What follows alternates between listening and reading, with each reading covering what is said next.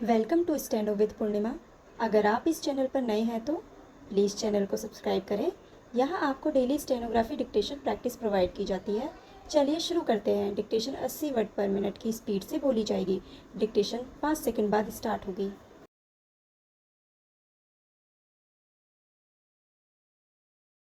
महोदय, जब तक अहिंदी भाषी हिंदी को हृदय से स्वीकार नहीं करते, तब तक वह राष्ट्रभाषा का स्थान नहीं पा सकती। और यह तभी हो सकता है जब वे यह समझे कि इसमें उनका भी योगदान है और उन्होंने इससे केवल लिया ही नहीं बल्कि इसे कुछ दिया भी है और उन पर कोई दूसरी भाषा लादी नहीं गई है, बल्कि यह उनकी ही भाषा है। मेरे कहने का अर्थ यह नहीं कि आप उनकी ही व्याकरण अपना लें। इसका अर्थ यही है कि आप उदारतापूर्वक जितना ले सकते हैं ले। भाषा इसी प्रकार बन सकती है। यह भी आवश्यक नहीं है कि उनको स्वीकार करने पर आप वही लिखना आरंभ कर दें, परंतु जो वे लिखें उसको आप गलत ना समझें। आज किसी भी भाषा का रूप वही नहीं है जो उसके प्रारंभिक काल में था। उसमें परिवर्तन होता रहता है।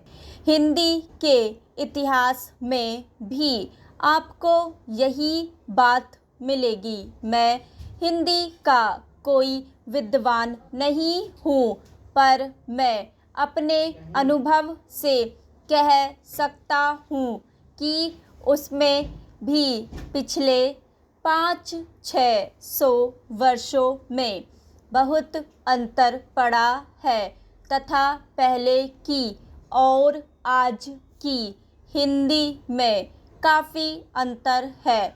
इसलिए नव युग में जब वह देश की भाषा बनने जा रही है तो उसमें थोड़ा अंतर करना भी पड़े तो वह स्वीकार कर लेना चाहिए, जिससे उसका अन्य प्रदेशों के लोगों के साथ मेल बैठ जाए। कई अहिंदी भाषी लोगों ने भी हिंदी की काफ़ी सेवा की है।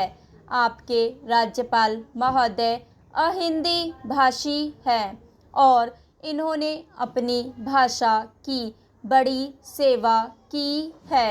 यह भी हिंदी के पक्ष में थे और इन्होंने बड़ा योगदान दिया, जिसके कारण हम संविधान सभा में सफल हो सके। इसका भी यही विचार है जो मेरा है।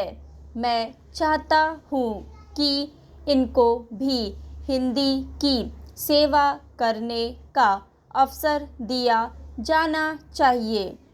उसका फल हिंदी के लिए और देश के लिए अच्छा ही होगा। मानपत्र में आपने संस्कृत के संबंध में कहा है। मैं मानता हूँ कि हमारे देश में संस्कृत का अध्ययन आवश्यक है, क्योंकि देश की सभी भाषाओं का स्रोत वही भाषा है। संस्कृत से हमारा संबंध अटूट है। इसकी पढ़ाई लिखाई कम हो गई है।